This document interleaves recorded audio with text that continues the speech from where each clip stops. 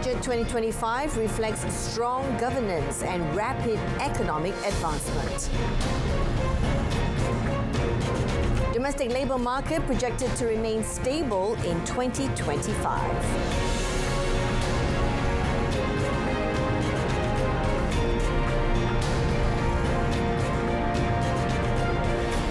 Salam Malaysia Madani. I'm Jessica Lee and you're watching Malaysia Tonight. Prime Minister Datuk Seri Anwar Ibrahim arrives at the People's Consultative Assembly building today to witness Prabowo Subianto's swearing in as Indonesia's new president. The Prime Minister was among 19 foreign leaders and heads of state who were invited to the historic ceremony. Prabowo also welcomed the presence of Datuk Seri Anwar Ibrahim and other international leaders before delivering his first speech as the 8th President of the Republic of Indonesia in the event. President Prabowo Subianto was sworn in as the President of Indonesia for the 2024-2029 term at the Indonesian Parliament today. After taking the oath, the 73-year-old leader then headed to the presidential palace. He attended the handover ceremony from Joko Widodo, who has been in power for a decade. Datuk Seri Anwar's visit is also expected to further strengthen bilateral relations in addition to strengthening ASEAN cooperation, which will be chaired by Malaysia next year.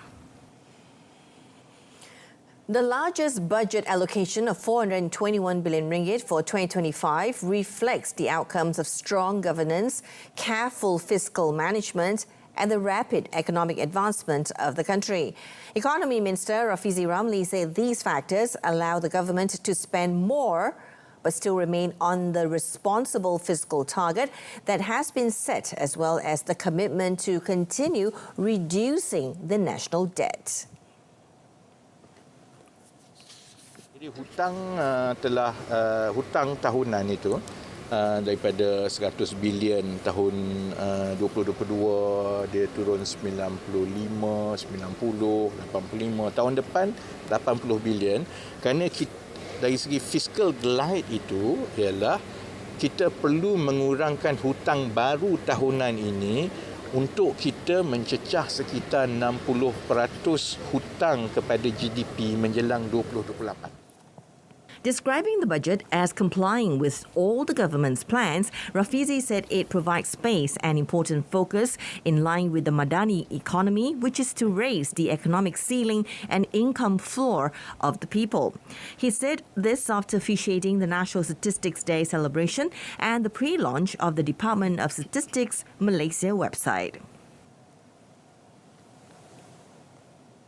On the same note, Rafizi Ramli said a two-tiered pricing system is expected to be implemented for RON 95 petrol subsidies.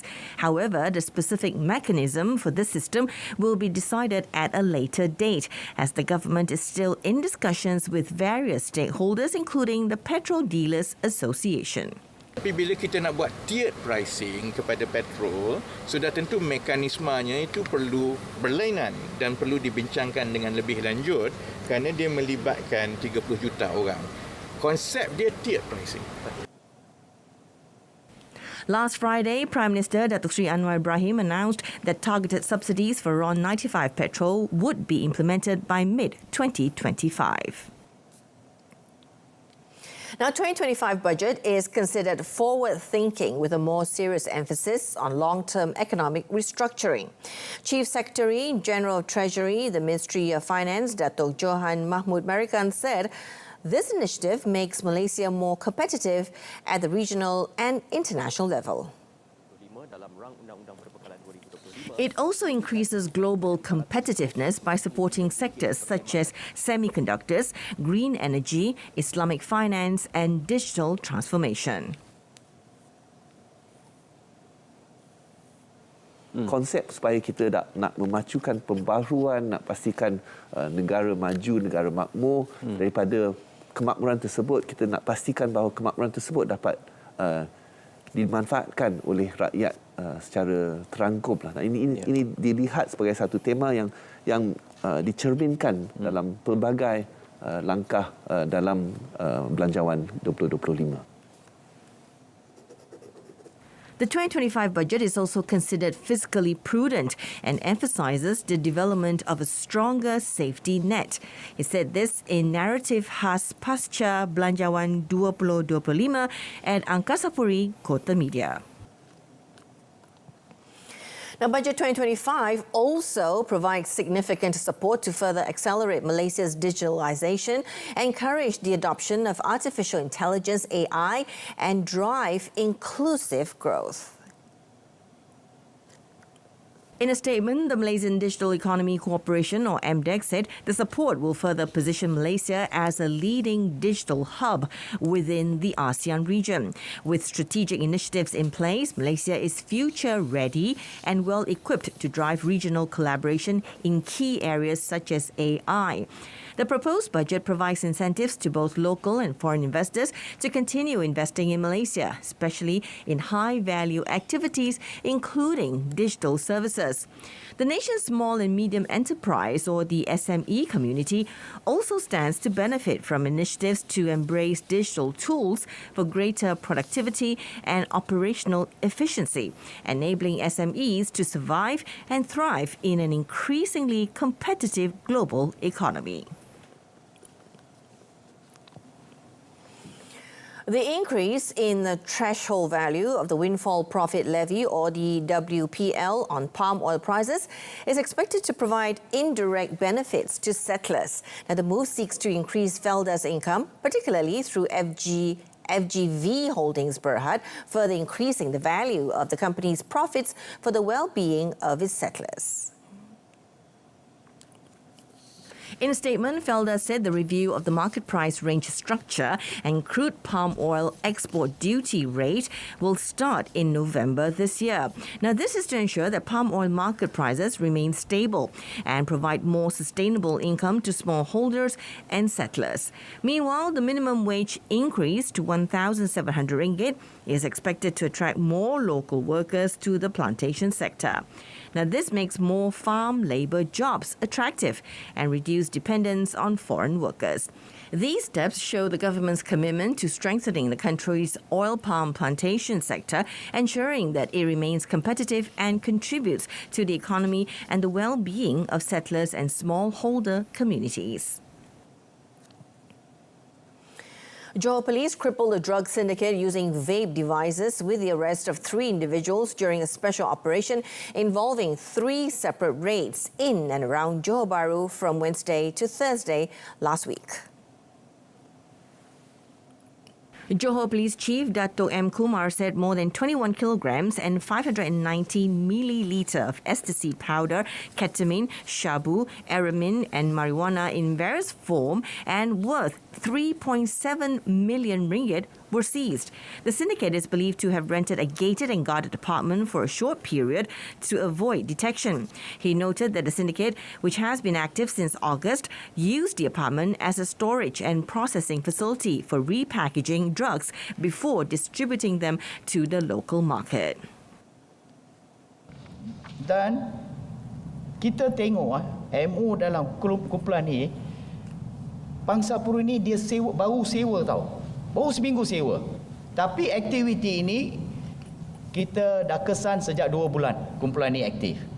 So MO kumpulan ini adalah mereka selalu berpindah. Dia ambil homestay, dia sewa 3 hingga seminggu. So dia tak tetap. In the first raid, 3 individuals, including 1 female, were arrested. In the subsequent raids, police managed to apprehend 2 men and a woman. Now, all the suspects aged between 17 to 44 years old are currently being remanded until the 22nd of October.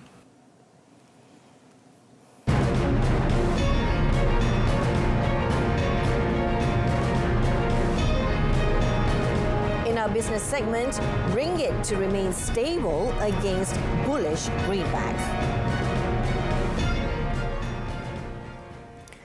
The Malaysian labour market is projected to remain stable in 2025, boosted by better domestic and foreign economic growth prospects.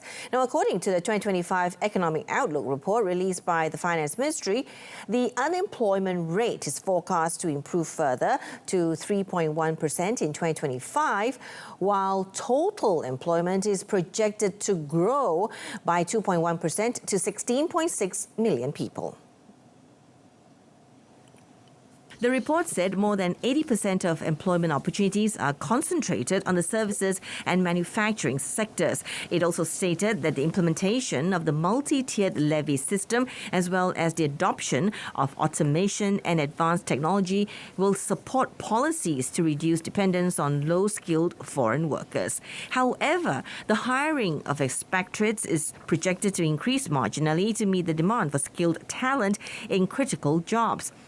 Now, to facilitate the hiring process for skilled talent, the government will introduce a green lane for the highest tier of employment pass applications to support the growth of strategic industries under the new Industrial Master Plan 2030. Meanwhile, the same report indicates that the construction sector remains resilient as it is forecast to register a growth of 9.4% in 2025, largely driven by the acceleration of strategic infrastructure projects such as the Light Rail Transit or the LRT3 Phase 2 and the Sarawak-Sabah Link Road Phase 2. It also noted that the non-residential building subsector is projected to expand further with strong demand for industrial facilities from the realization of approved investments, along with the development of new industrial areas such as the Korean Integrated Green Industrial Park or the KIGIP and the Johor-Singapore Special Economic Zone, JSSEZ. Furthermore, it noted that the residential building subsector is anticipated to expand, driven by sustained demand for affordable housing as outlined by the Economy Madani framework, alongside new development projects by the private sector. The Department of Statistics Malaysia of DOSM is set to publish district-level cost of living indicators to assist in shaping government policies and decision-making processes.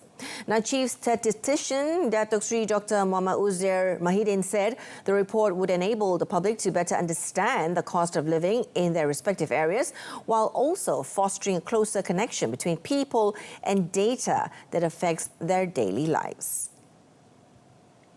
Kita kena ketahui bahawa bagaimana sesebuah negara itu ditanda araskan oleh misalnya agensi penerapan antarabangsa. Kalau kita lihat, ianya ditentukan oleh statistik resmi yang dikeluarkan oleh DOSM lah. Jadi di peringkat dunia, peranan syarikat opis ni memang memerlukan apa juga yang kita keluarkan itu adalah berpaksi kepada framework. DOSM aimed to encourage the public to embrace data while promoting the usage of statistics to advance the nation's progress, ensuring that they serve as a valuable tool for societal development. Now, the ringgit is expected to remain stable next week, although it may face downward pressure due to the current bullish outlook of the US dollar. Bank Muamalat Malaysia Chief Economist Dr. Muhammad Afzanizam Abdul Rashid said that at present, the US dollar appears to be in a favorable position. The US Federal Reserve Governor Christopher Waller has urged a more cautious approach to interest rate cuts, pointing to recent economic data that highlighted the strength of the US economy and labour market. However, Muhammad Afzanizam noted that Malaysia's Budget 2025 reaffirmed its commitment to narrowing the budget deficit to 3.8% of gross domestic product or GDP in 2025, which could be viewed positively by credit rating agencies. Now, Bursa Malaysia to trade on cautious mode next week as investors digest Budget 2025. Now, the key measures include support for home ownership with provisions for 57,000 first-time home buyers under the Syarikat Jaminan Kredit Perumahan or SJKP scheme, and tax relief of up to RM7,000 for 3 consecutive years for first-time buyers. UOB Kay Hian Wealth Advisors Head of Investment Research, Muhammad Siddiq Jantan, said the technology sector is also expected to gain from the budget announcement as the government introduces new incentives focused on high-value activities such as integrated circuit design and advanced materials. He added foreign investors also expected to continue participating in the capital market as the government remains committed to reducing the fiscal deficit to 4.3% this year and 3.8% next year.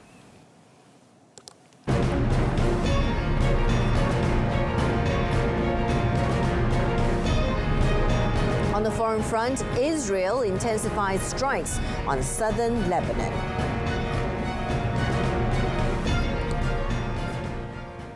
Now, Israel struck dozens of South Lebanon villages and towns overnight.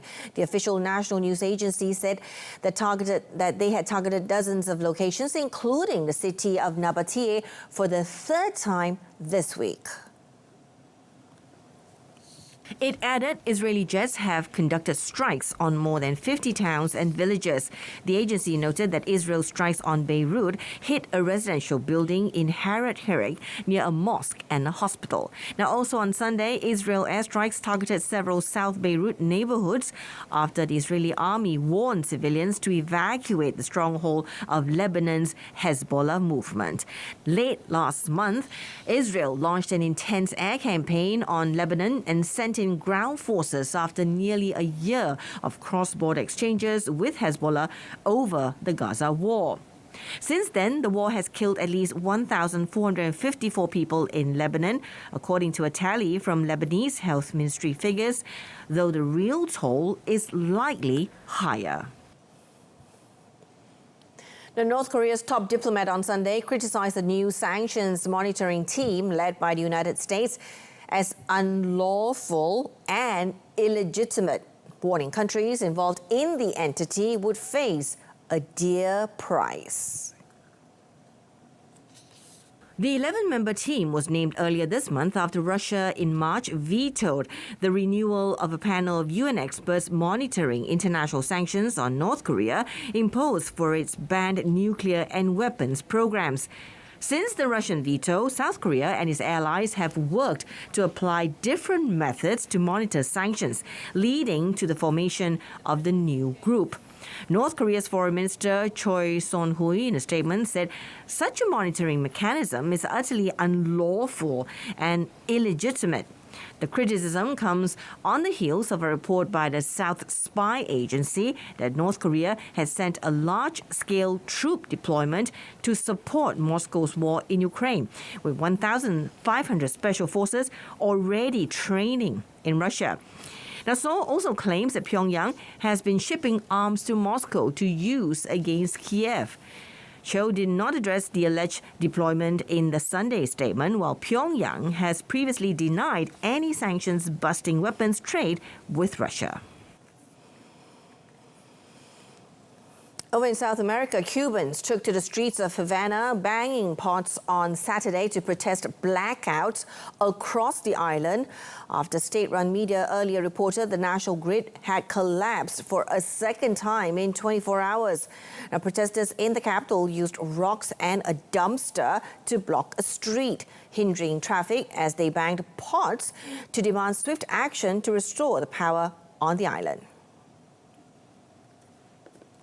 Cuba's government said late on Saturday it had restored power to nearly one-fifth of the island's people after the national grid collapsed twice in 24 hours, plunging millions of people into darkness.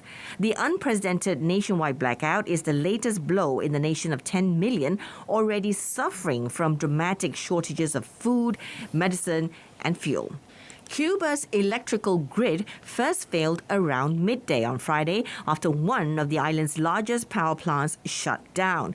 Even before the grid's collapse, an electricity shortfall on Friday had forced the communist-run government to send non-essential state workers home and cancel school for children as it sought to conserve fuel for power generation.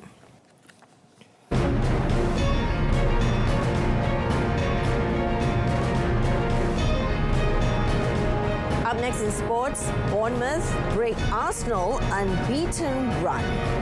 Stay with us. Kejohanan Hoki Antarabangsa Piala Sultan Johor 2024. Pukulan-pukulan kencang dan bertenaga terus diledakkan dalam menggegar arena hoki antarabangsa. Selasa 22 Oktober, Jepun bertemu Australia 3.50 minit petang. New Zealand bertemu Great Britain 6 petang. Malaysia bertemu India 8.20 minit malam dan sorotan harian perlawanan 11.30 minit malam di saluran OK dan saluran Sukan RTM. Saksikan juga secara penstreaman langsung di RTM Click. And kicking off our sports segment this evening, Arsenal suffer their first Premier League defeat since April as William Saliba's red card triggered a shock 2-0 loss at Bournemouth this morning. Mikel Arteta's side had started the campaign with a 10-match unbeaten run in all competitions, but that streak was shattered in controversial circumstances. Arsenal defender Saliba was sent off after half an hour for a professional foul on Evan Nilsson that was initially punished with a booking before being upgraded to a red card after a VAR review. Now, the Gunners finally cracked in the closing stages as Ryan Christie put Bournemouth ahead. Justin Kluiver's penalty ensured Arsenal would lose for the first time in the league since their 2-0 defeat against Aston Villa in April.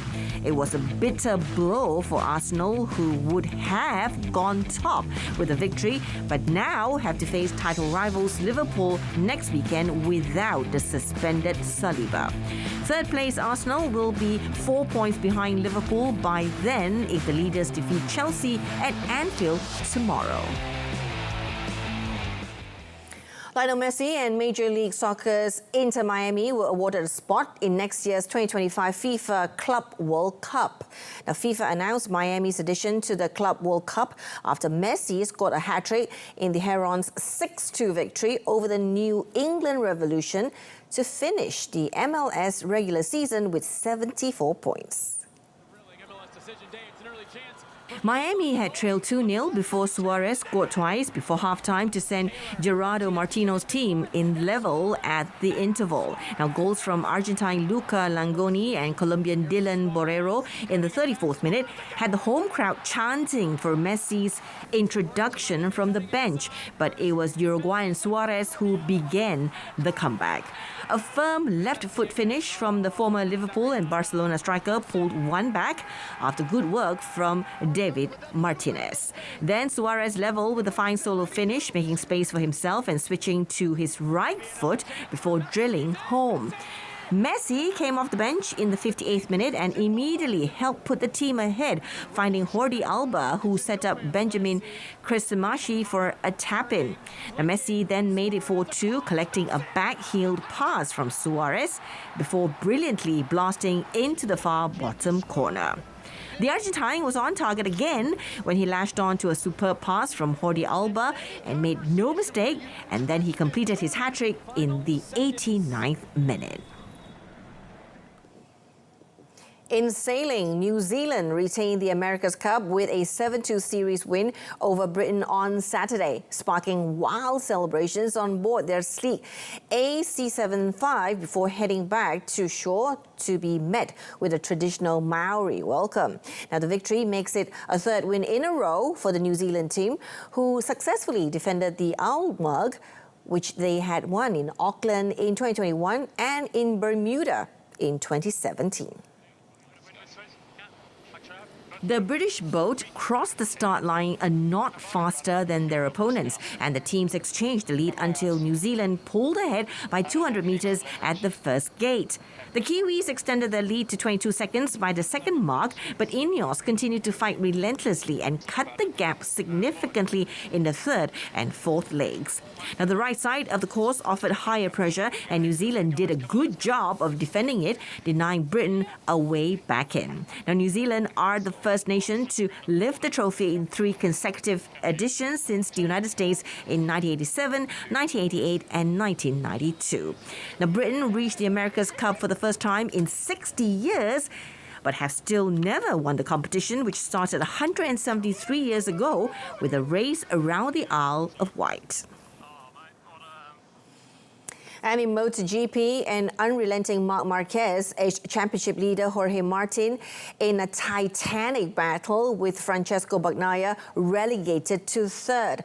While Marquez won, Martin bolstered his lead over Ducati's Italian defending world champion Bagnaia to 20 points in the title race with 3 race weekends left.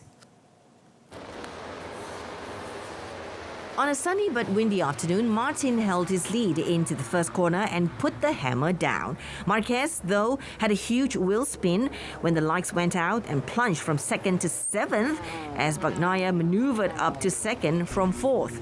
After 3 laps, Martin had a 0.7 seconds advantage over the Italian. But Marquez refocused and began clocking fastest laps, including the first ever under 1 minute 28 seconds in race conditions at the waterfront circuit. Now, it propelled him back in touch with Bagnaia, who himself was closing on Martin.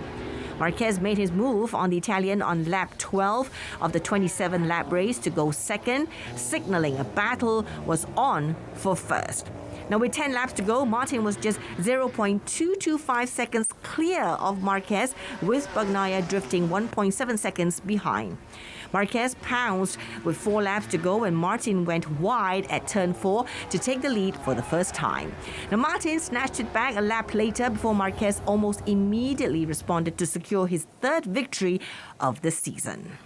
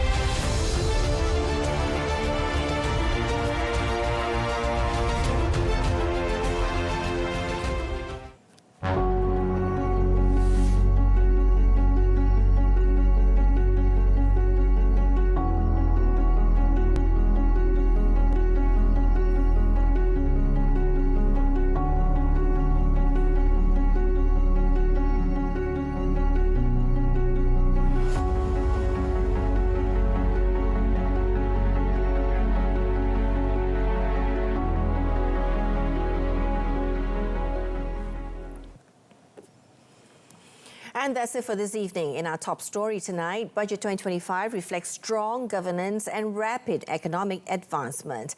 Do join us again tomorrow afternoon for your daily world updates on TV2 and saluran Berita RTM. You can always stream us online on RTM's Click website and mobile app. I'm Jessica Lee. From the river to the sea, Palestine will be free. Have a wonderful evening ahead and a productive week ahead as well. Good night.